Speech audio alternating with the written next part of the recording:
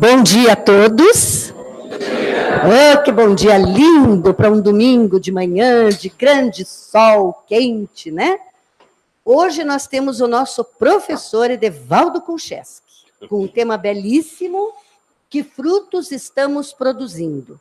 Vamos prestar atenção, absorver ensinamentos, né? Para nos melhorarmos espiritualmente. Eu peço a gentileza de quem estiver portando o celular que coloque no módulo desligado para que não venha interferir na palestra.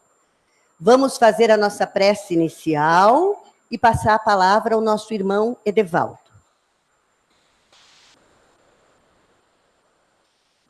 Vamos pedir a Deus, nosso Pai maior, que neste momento, que aqui estamos reunidos em seu nome, em nome de Jesus, nosso Mestre, Ele possa nos envolver a todos no aprendizado tão importante desta manhã.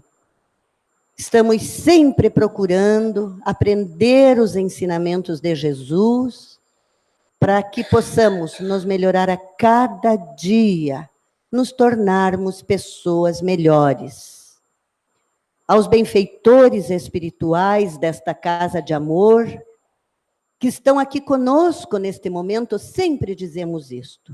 Eles não estão num lugar determinado e tem que ficar lá, não.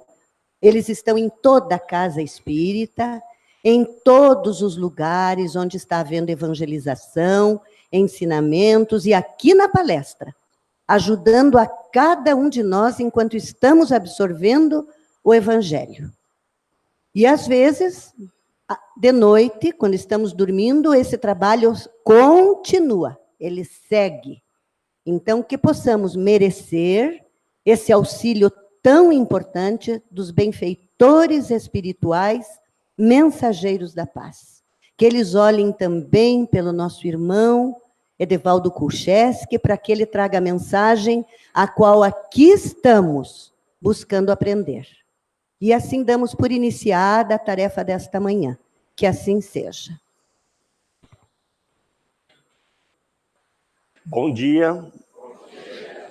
Que a paz de Deus se faça em nossos corações. Hoje vamos falar de Jesus, falar do Evangelho, capítulo 19, a fé que transporta montanhas.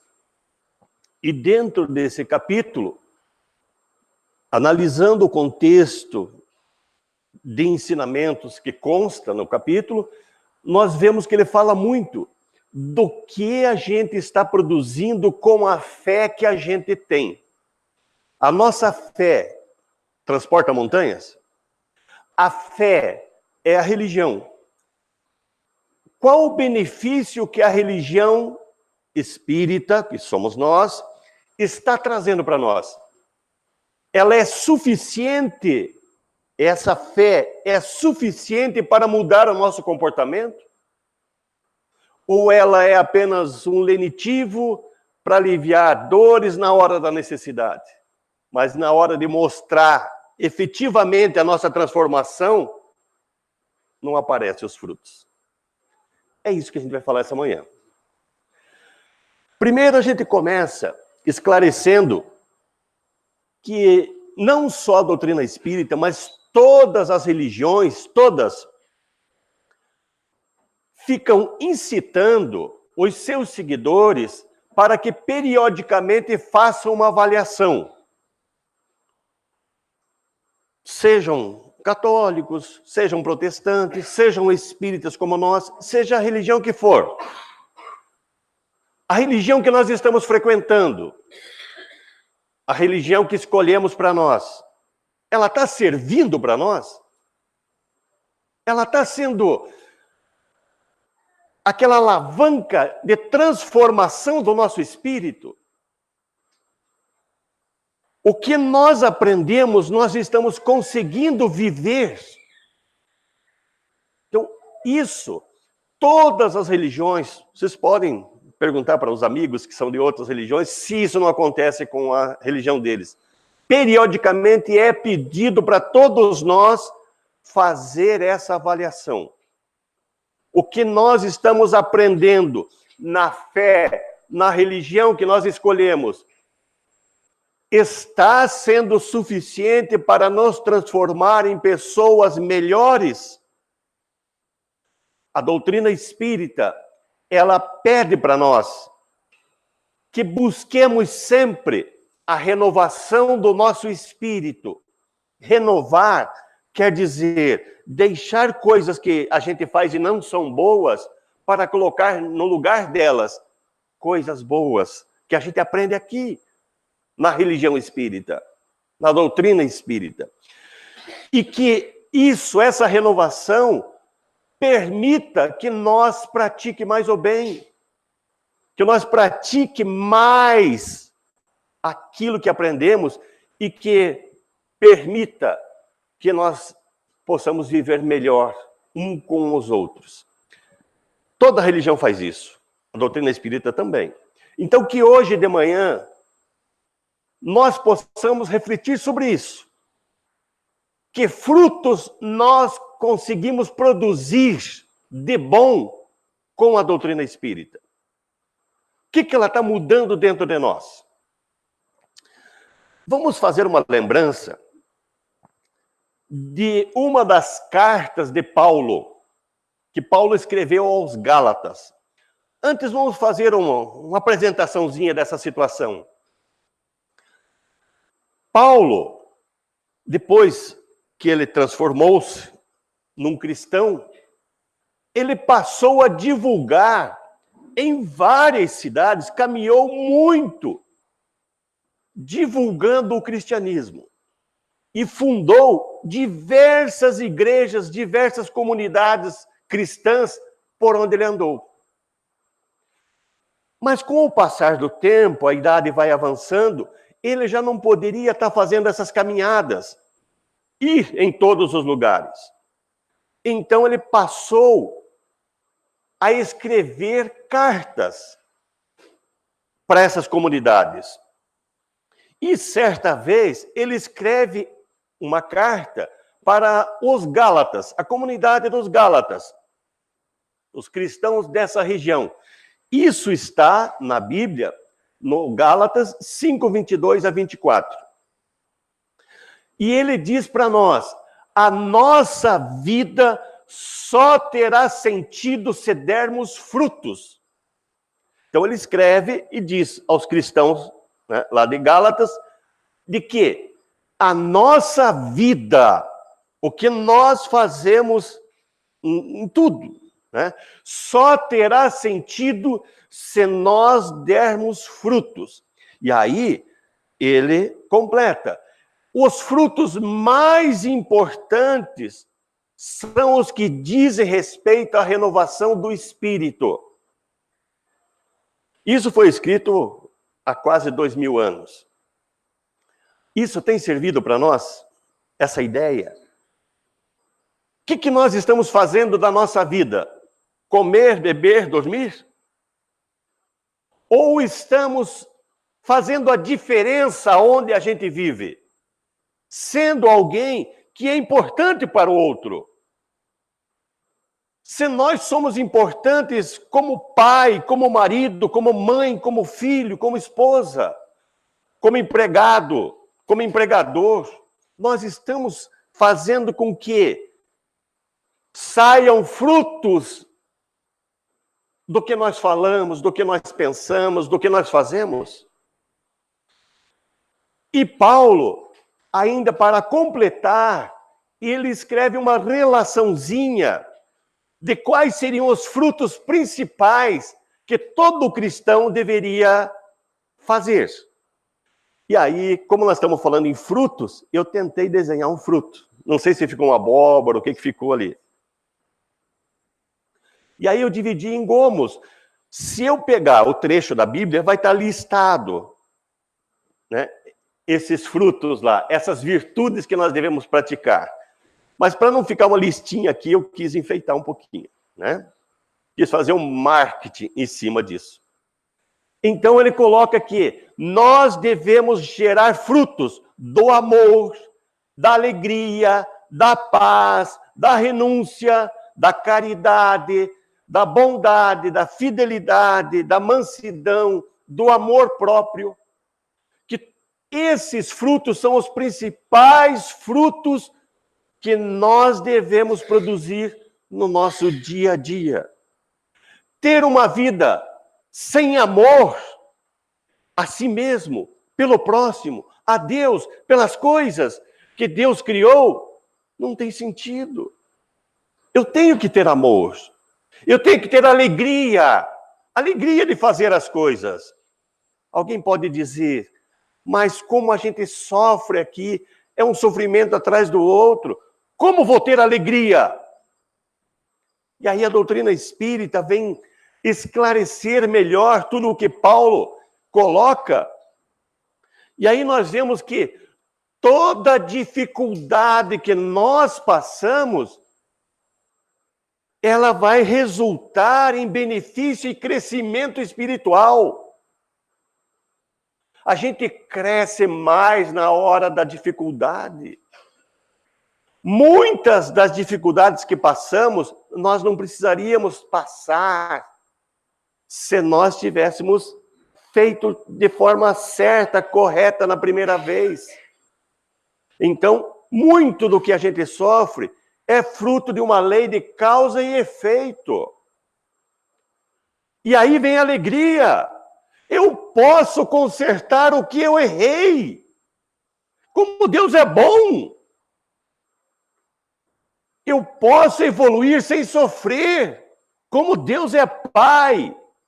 Então eu tenho que ter alegria, porque eu consigo enxergar que eu vou ser feliz depois, se eu fazer certo agora. Então, alegria, ter paz.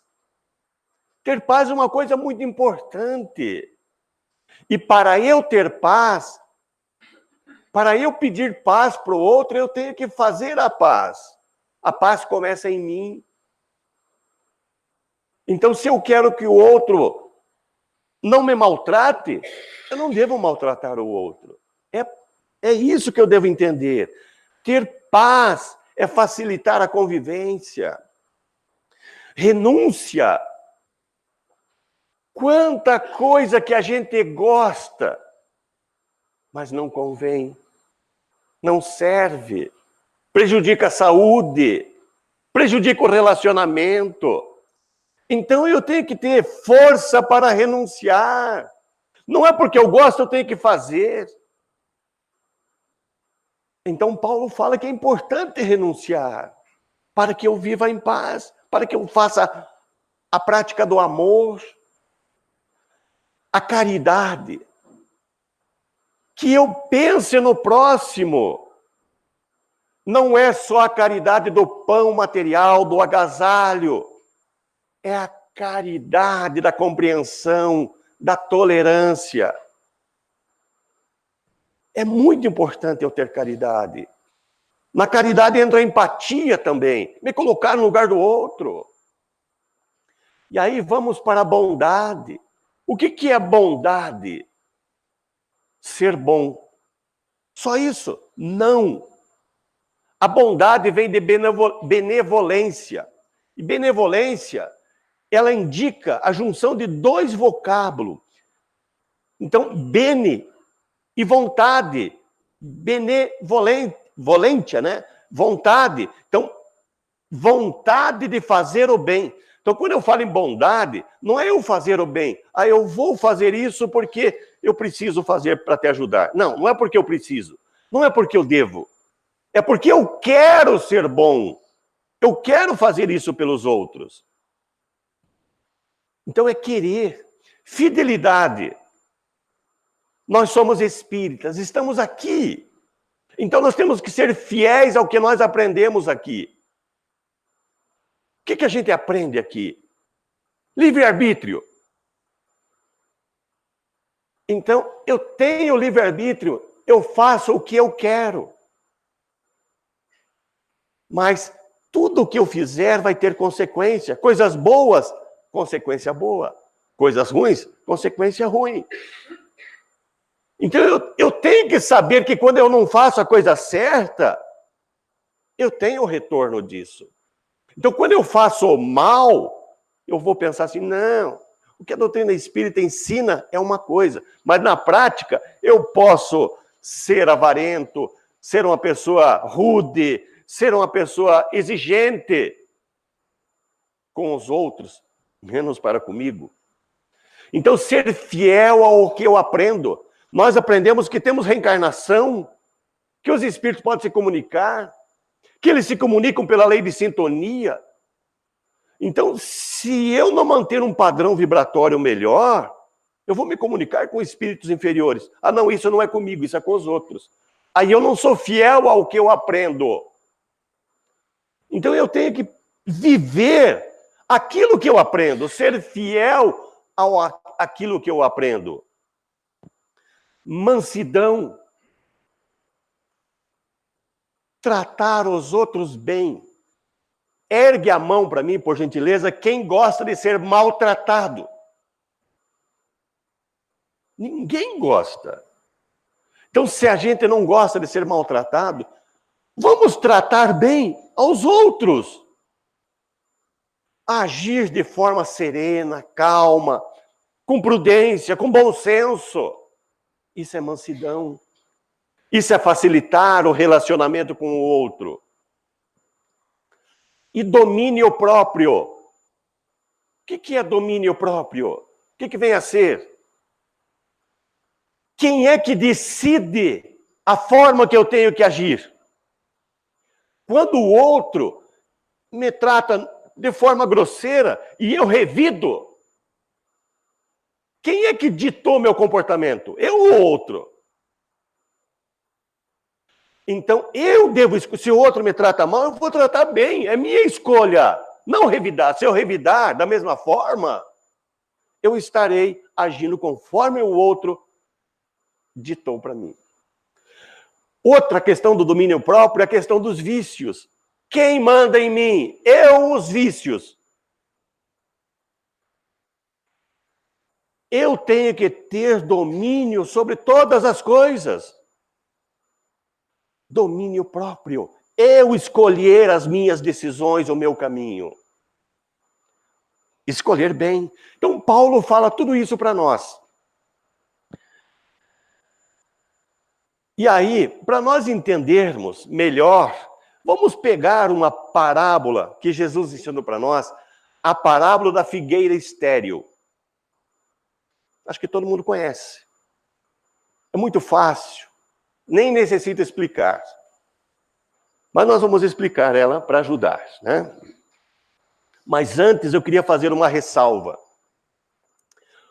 Jesus, quando esteve entre nós ensinando a nós, o objetivo dele era transformar, era formar pensadores, pessoas que pensassem sobre o que ele ensinava, não assimiladores de informações. Tem muitas pessoas que sabem fazer, mas não sabem por quê. Então ele assimilou uma informação, mas não sabe por que está fazendo aquilo. Por isso, Jesus queria formar pensadores. E aí ele ensinava através de parábolas, e que atrás de cada parábola sempre tinha uma lição, um porquê daquilo. Ele queria que as pessoas usassem o raciocínio. Posso fazer um teste com vocês? Permitem? Então vamos lá. Vamos pensar. Em que época do ano surgem as flores? Quando? Quando? Viu que vocês estão diminuindo o tom? Vocês estão ficando em dúvida? Vocês são pensadores ou assimiladores de informações? Em que época surgem as flores? Viu como já mudou? Vocês sabem quando que surgem as flores? No inverno. Elas florescem na primavera. Vocês tinham pensado sobre isso já? Por isso Jesus diz para nós, nós temos que ser pensadores, não assimiladores de informações. Bom, diante desse teste, agora vamos para a parábola. Antes de começar a parábola, eu queria explicar uma situação. Isso aqui aconteceu numa época de Páscoa. Essa parábola aconteceu num período muito festivo para o povo judeu. Na Páscoa, todos os povos se dirigiam a Jerusalém, aonde existia daí uma grande festividade. Então vinham os galileus, samaritanos, hebreus, judeus, todos se aglomeravam em Jerusalém. Sempre foi assim. E uma das Páscoas, claro, bem antes de Jesus ter sido crucificado numa Páscoa também, estava tendo essa festa e Jesus convida os discípulos para irem até Jerusalém também, junto com todo o povo, para fazerem pregações. Lá ia estar um lugar ideal, ia ter muito povo, muita gente para aprender sobre as lições do Evangelho. E aí, Jesus se hospeda em Betânia. Betânia ficava em torno de 5 quilômetros de Jerusalém, próximo. E lá em Betânia tinha alguns amigos muito íntimos de Jesus. Lázaro e as irmãs Marta e Maria. Então, Jesus e os discípulos se hospedam na casa desses amigos e toda manhã eles saíam e iam a Jerusalém, passavam o dia fazendo pregações e voltavam à noite para o descanso. E aí, então, no dia seguinte, quando eles saíam de Betânia, então, um dos dias, Jesus levanta, sai, encaminha de Betânia para ir fazer pregações em Jerusalém, e Jesus teve fome. E viu de longe uma figueira cheia de folhas. E foi até lá para ver se havia figos. Mas quando chegou perto, encontrou somente folhas, porque não era tempo ainda de figos. E disse que nunca mais ninguém coma de seus frutos. Amaldiçoou a figueira que não tinha fruto e nem era tempo de figo. Precisa explicar? Se são pensadores. Se olhar o contexto, parece que está muito contraditório o que Jesus fez. Mas nós temos que analisar todo o contexto que está ali. Começamos pelo seguinte: não era estação de figos, porém uma árvore parecia adiantada a todas as demais e estava coberta de folhas. Agora vem a grande ideia que Jesus, quer mostrar para nós. Quem conhece como funciona uma figueira? A figueira, primeiro ela dá os frutos. Depois ela se enche de folhas. A natureza da figueira é assim. Primeiro vem os frutos. Depois vem as folhas. Por isso Jesus viu ao longe uma figueira cheia de folhas. O que ele deduziu? E ela tem que ter frutos. Se tem folhas, tem que ter frutos, porque os frutos vêm antes das folhas. Nós conhecendo isso, nós sendo pensadores e conhecendo a natureza de uma figueira, iríamos fazer igual a Jesus. Então, aquela árvore cheia de folhagens era a promessa de frutos desenvolvidos. Embora não fosse tempo ainda de figos, aquela árvore, aquela figueira se adiantou e encheu-se de folhas. Porém, a sua aparência estava enganosa. ela aparentava uma coisa, mas, na verdade, apresentava outra. Ela estava cheia de folhas, o que aparentava que estava com muitos frutos. Isso é o natural. Porém, Jesus chegou e começou a procurar frutos naquela figueira cheia de folhas e não achou senão folhas. Então ele proferiu uma maldição contra aquela figueira. Que ninguém coma de seus frutos. Na verdade, Jesus quis fazer uma lição para nós.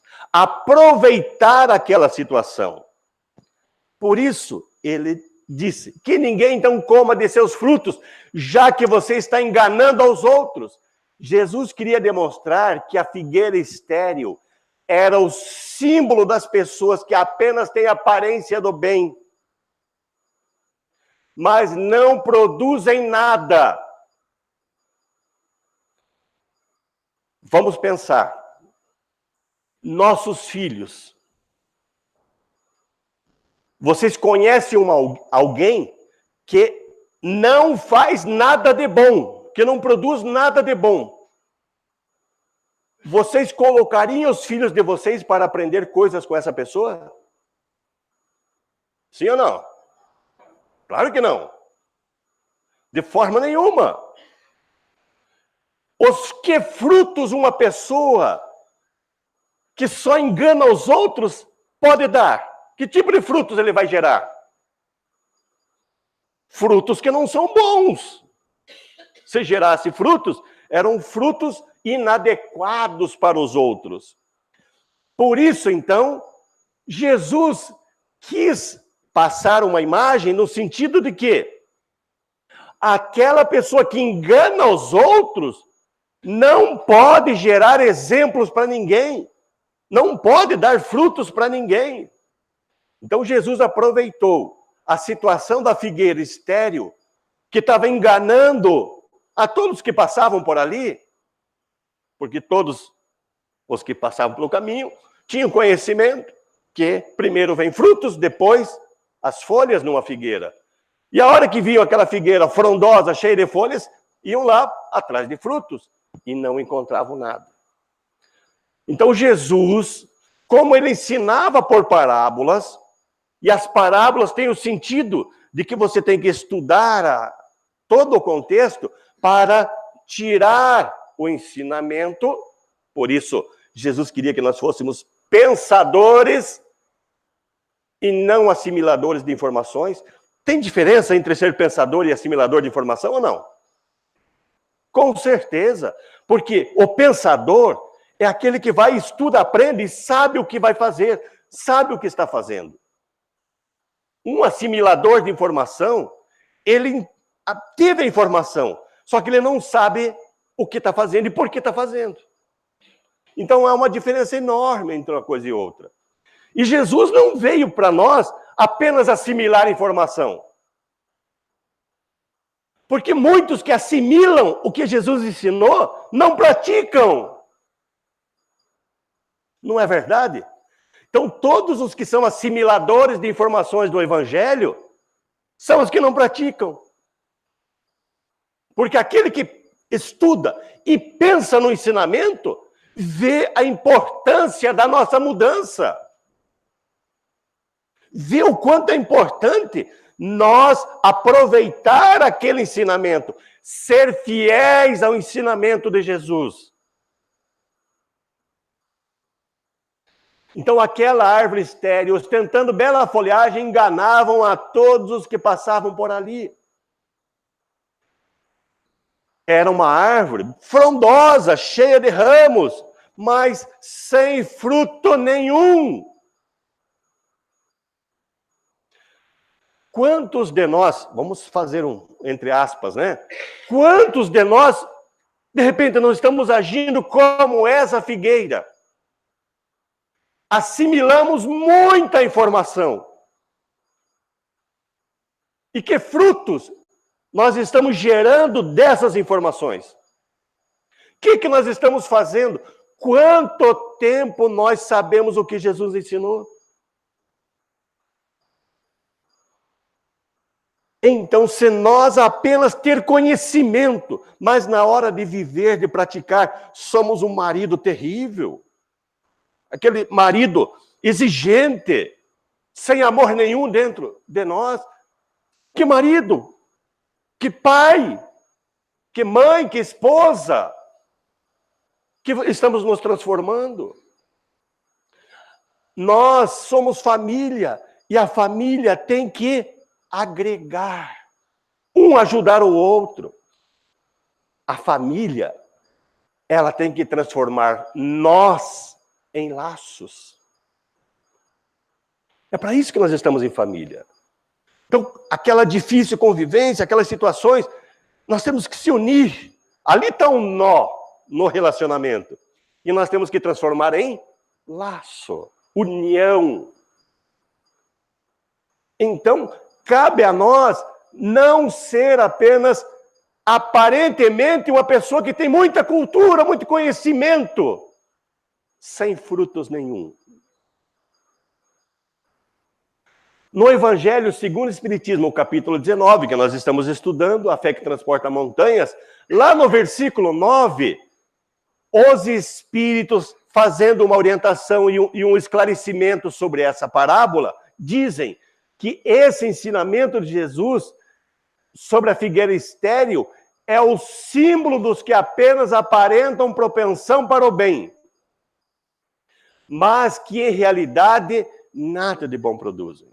Então os Espíritos estão dizendo para nós, no Evangelho segundo o Espiritismo, de que realmente Jesus estava com essa intenção de utilizar o exemplo da figueira estéril, simbolizando as pessoas que apenas aparentam propensão para o bem, mas não produzem nada de bom. Aqui eu vou contar um caso para vocês, caso verídico. Em uma determinada oportunidade, eu era presidente de uma casa espírita e terminou uma reunião, uma senhora se aproximou de mim e disse assim: Edevaldo, eu queria vir morar dentro do centro espírita. Claro que fiquei um primeiro pensamento sem ação. Aí depois relaxei um pouco e perguntei, né? Mas por que você quer morar dentro do centro espírita? Aí ela disse assim: tá vendo meu marido? Ele tá lá atrás, olha o jeitão dele lá. Lá tá abraçando todo mundo, chama todo mundo de irmão, uma pessoa prestativa, uma pessoa, olha, boa, maravilhosa. Aqui dentro do centro. Em casa, é bem diferente. É uma pessoa que briga, que não tem paciência, que não ajuda ninguém. É uma pessoa intolerante. Então eu queria vir morar aqui dentro do centro, porque aqui meu marido é bom. Esse marido, ele era bom de verdade? Não. Ele estava aparentando ser bom, mas o eu verdadeiro dele era em casa. Então, pessoas que aparentam uma coisa na sociedade, onde estão, mas o verdadeiro, a verdadeira personalidade da pessoa se manifesta em casa, nos familiares. É ali que está o verdadeiro eu. Por isso, quando uma pessoa age de uma forma num lugar e de outra forma em outro, ele é como fosse a figueira. Ele aparenta uma coisa que ele não é. E é bom de conviver com uma pessoa assim ou não? Não é. Não é. Então, continuando no Evangelho, do mesmo modo, os Espíritos ensinam que a figueira estéril simboliza todos aqueles que, tendo meios de ser úteis, não o são. Nós estamos no final de semana. Ontem foi sábado. O que nós fizemos ontem? Muita coisa. Mas eu queria saber, em termos de gentileza, em termos de ser gentil com alguém, Quantas vezes nós praticamos a gentileza ontem? Enche uma mão?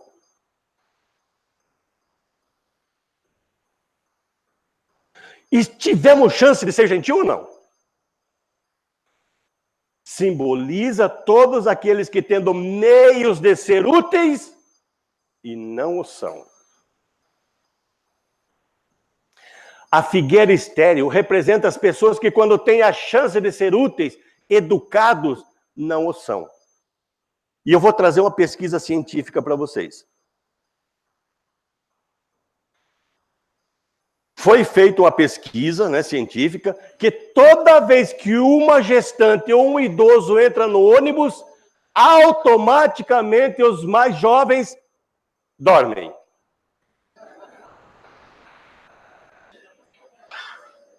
Já foi provado cientificamente que isso acontece. Né?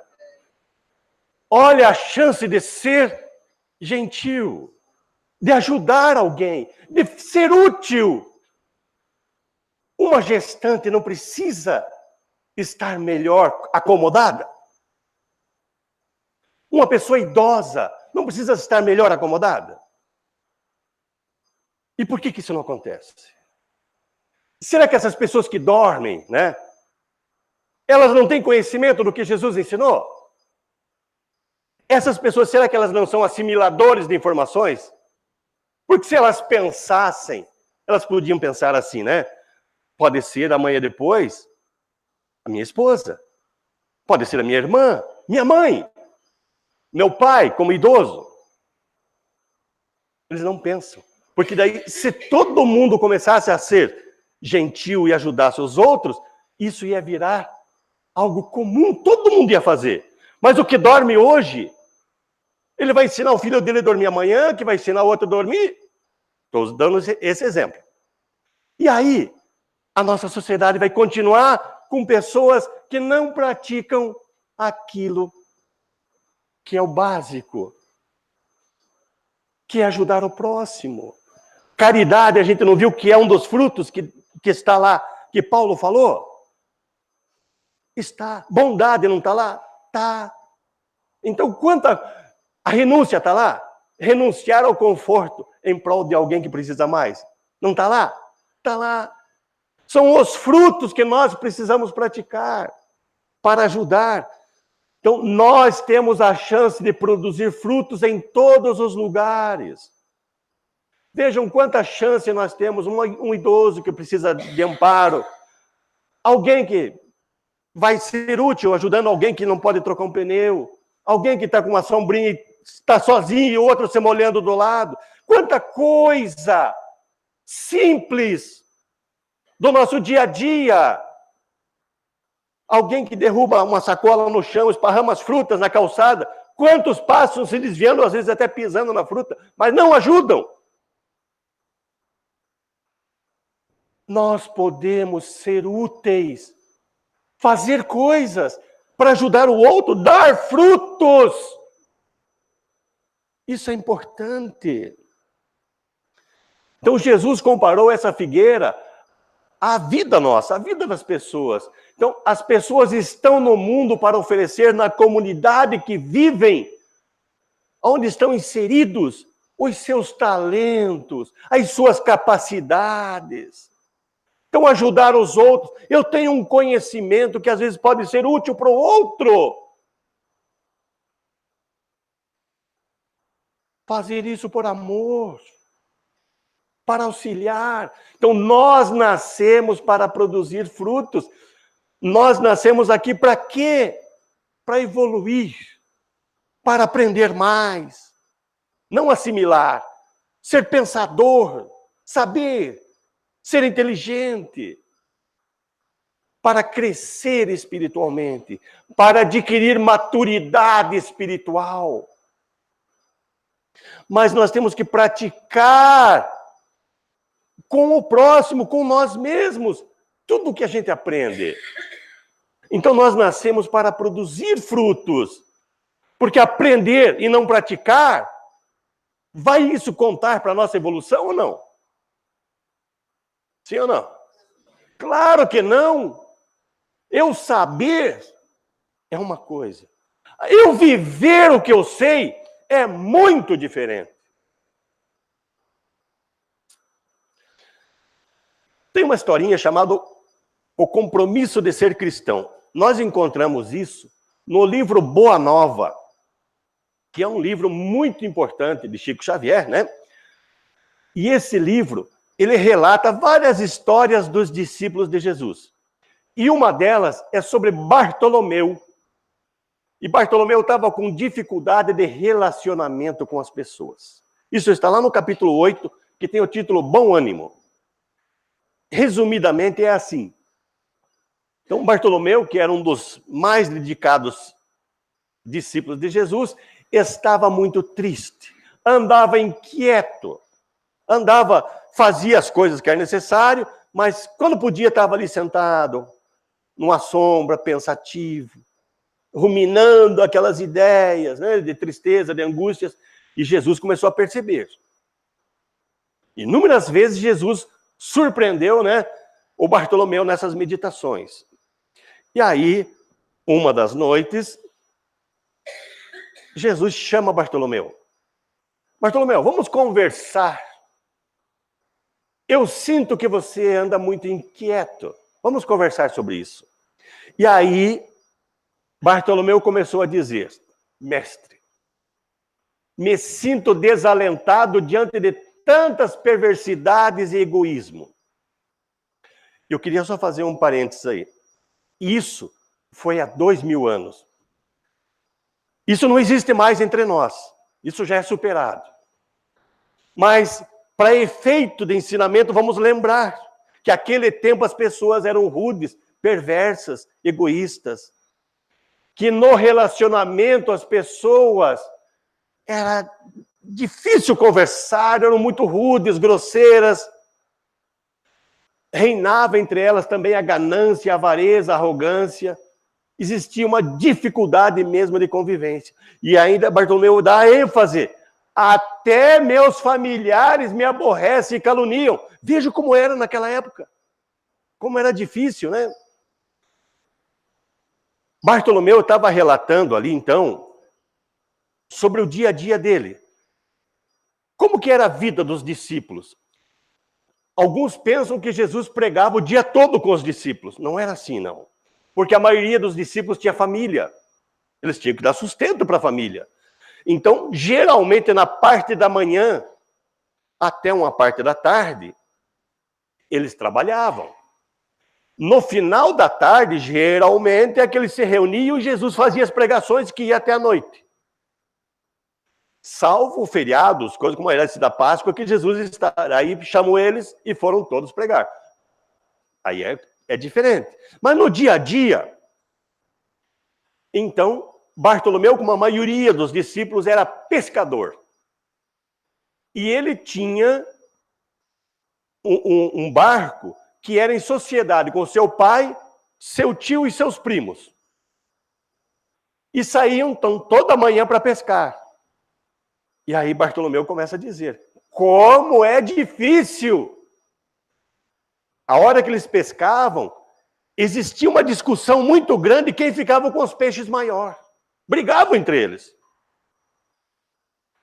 Era aquela dificuldade, por isso que ele fala aqui em ganância, avareza.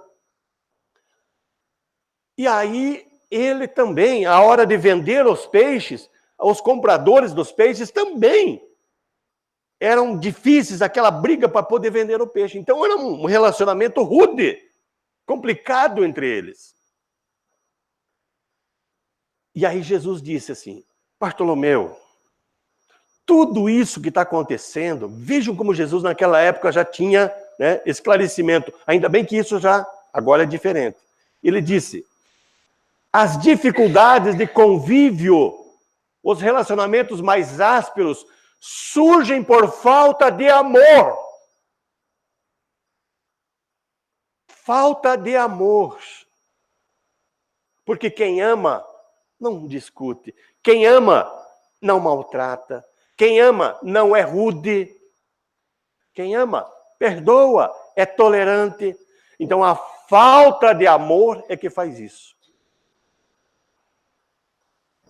Existem algumas exceções entre nós de pessoas que ainda vivem dessa forma. É exceção, não é? Pessoas de difícil convivência.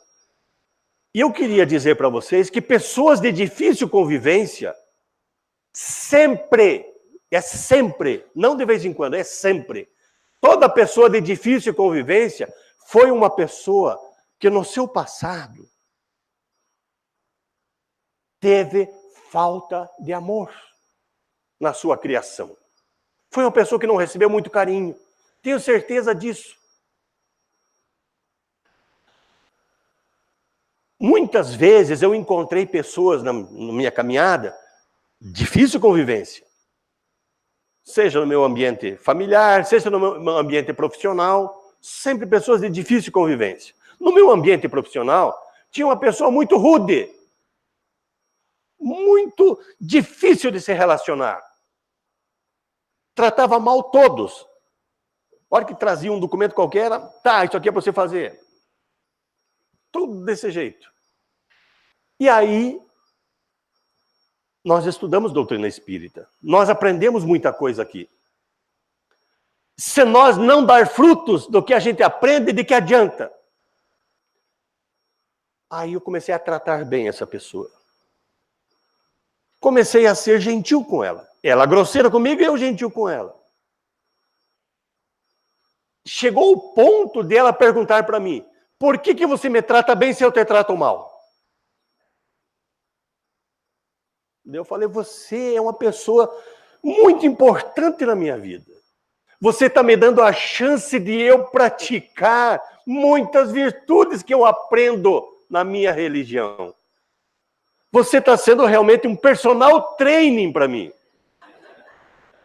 Eu estou me transformando graças a você. E aí essa pessoa começou a se aproximar mais e parou de ser rude comigo. Aí vinha: olha, Edevaldo, isso aqui é para você fazer. Eu já não jogava. Aí o outro lá jogava, mas para mim não. E aí ele começou a mudar. E aí começamos a ficar mais amigos. E ele contou a história dele. Que ele foi criado não pelos pais, mas por parentes. Ele rolou na casa de um parente, do outro. Perdeu os pais cedo. E vocês sabem que a sociedade é assim. Quem não é filho legítimo não é tratado como igual. E ele foi tratado de forma diferente. E sofreu muito. Não teve carinho, não teve amor. E à medida que ele começou a receber de nossa parte isso, ele começou a mudar. E dali um pouco ele começou a mudar com todo mundo. Porque alguém deu carinho para ele. Por isso que eu digo, atrás de toda pessoa de difícil convivência, tem alguém com falta de amor. Se vocês derem amor para essa pessoa, vocês mudam ela. Isso é dar frutos do que nós aprendemos.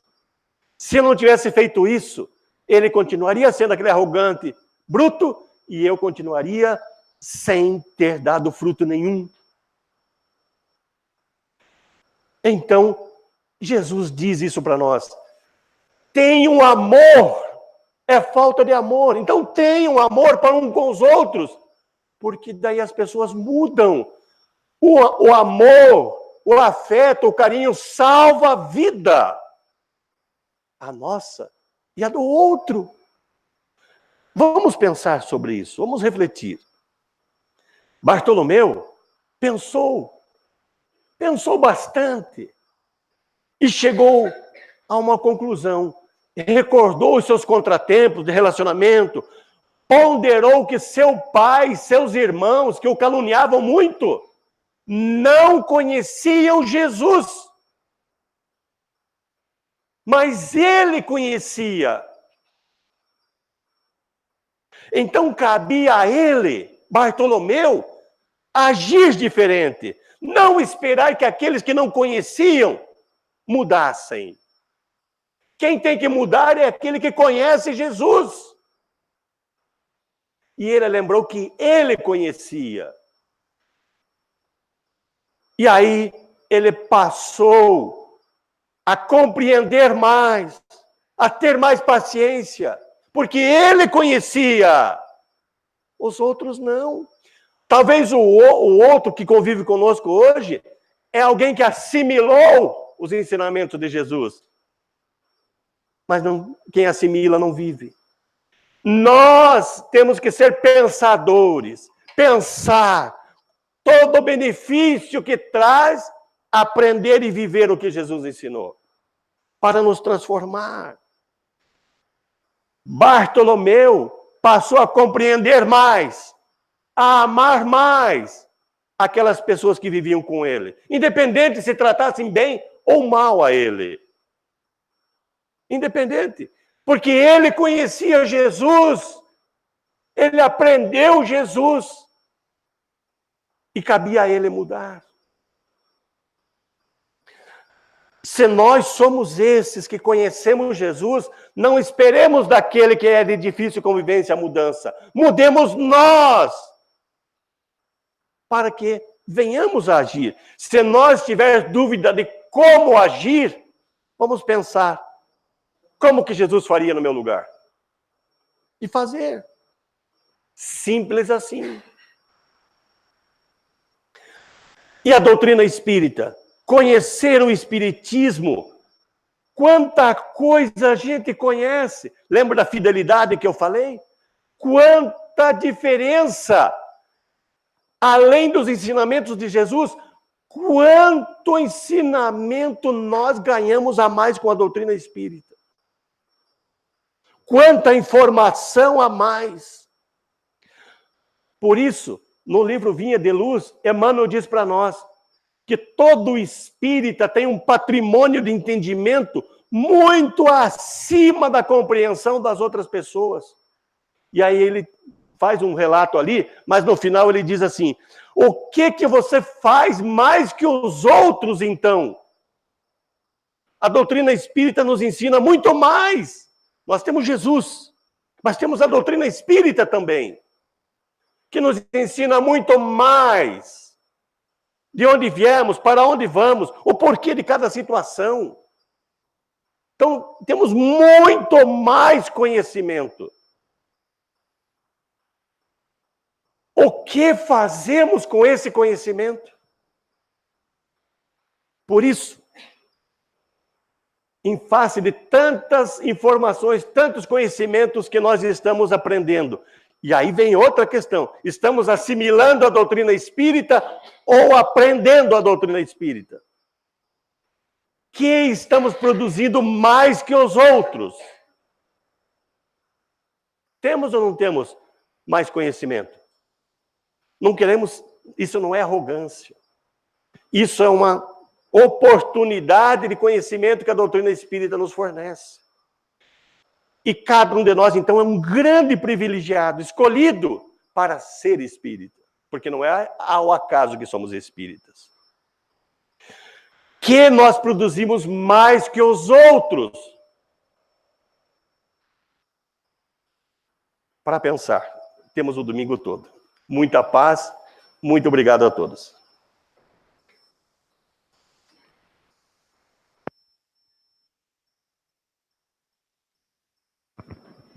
Nós é que agradecemos, né? E dizemos muito obrigada pelo Edevaldo estar aqui esta manhã, nos esclarecendo e muito, porque é muito bom aprender. Sem aprender, como é que vamos modificar?